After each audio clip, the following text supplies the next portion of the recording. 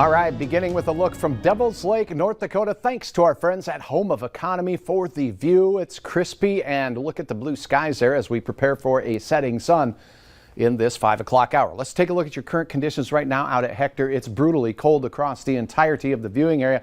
4 below zero right now, but it feels 20 degrees colder than that thanks to these winds.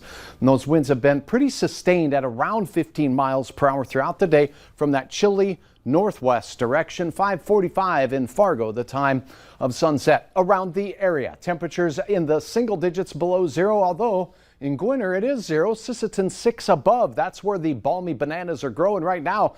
A lot of 10 below readings in northern parts of Minnesota and the Northern Valley. Wind speeds for many of us around 15 miles per hour. And with temperatures as brutal as we just saw, that's making these wind chills already between 20 and 40 below across a good chunk of our viewing area. Even Oaks with a 0-degree reading has a 20 below wind chill right now.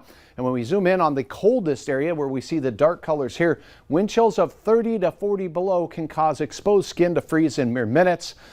Please remember to bundle up, and well, at no surprise, wind chill warning continues along and north of Highway 200. The rest of us in a wind chill advisory as the cold continues. The radar and satellites show that we do have a few passing clouds here and there.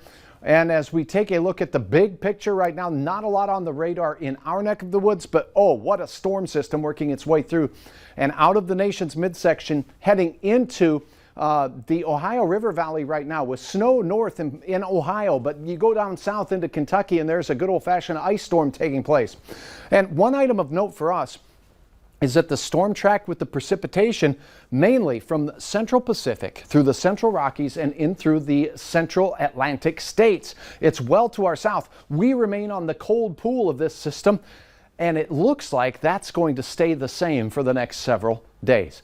This evening, Hutch's wind arrows disappear. That means by 10 o'clock tonight, we'll see winds taper off to around 5 to 10 miles per hour as air temperatures take a dive. And as we go through the overnight, they continue to plummet all the way down to morning readings in white of 16 to 30 below for many of us. A few 30 below air temperatures first thing in the morning, not going to be out of the question in places like Langdon, Walhalla, and in the Roseau County area. Wind chills in pink here, illustrative as it gets so cold Hutch can't even get the words out of his mouth. 30 to 50 below. As we go into the midday hours, still not a great hour to be out walking the iguana. We're talking temperatures of 10 to 20 below in the lunch hour.